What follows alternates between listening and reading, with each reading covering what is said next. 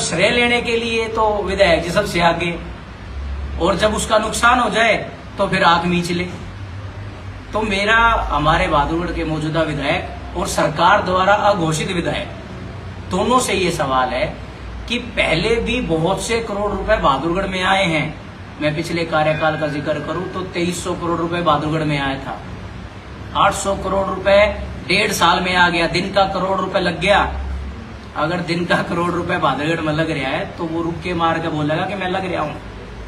लेकिन एक जगह भी आप जाओ तो टूटी हुई सड़कें मिलेगी, अगर आप जाओ तो सीवर का बहता हुआ पानी मिलेगा, अगर आप जाओ तो अवैध वसूली मिलेगी, और आप जाओ तो किसी न किसी सरकारी जमीन पे कब्जा मिलेगा। मैं एक ताजा उदाहरण आपको देना चाहता हूं।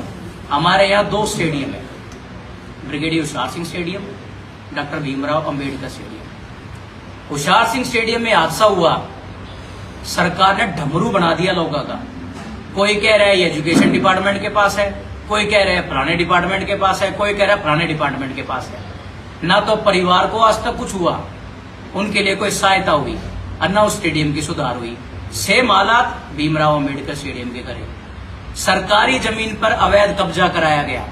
कब्जा कराने के बाद जब प्रशासन को खिलाफ कार्रवाई करने के लिए कहा गया तो प्रशासन चुप्पी साध गया। अब उसका चुप्पी साधने का कारण क्या है?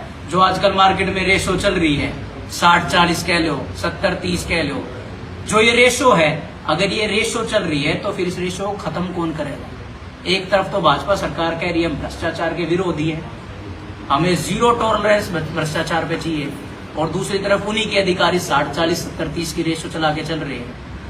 बहादुरगढ़ को पिछले 1.5 साल में 800 करोड़ अगर मिल जाता तो मुझे आप लोगों के सामने बैठ के यहाँ प्रेस कॉन्फ्रेंस करने की जरूरत नहीं पड़ती। बहादुरगढ़ का एक एक बाशिंदा ये कहता कि भाई मेरे यहाँ पैसा लग रहा है, मैं सुखी हूं।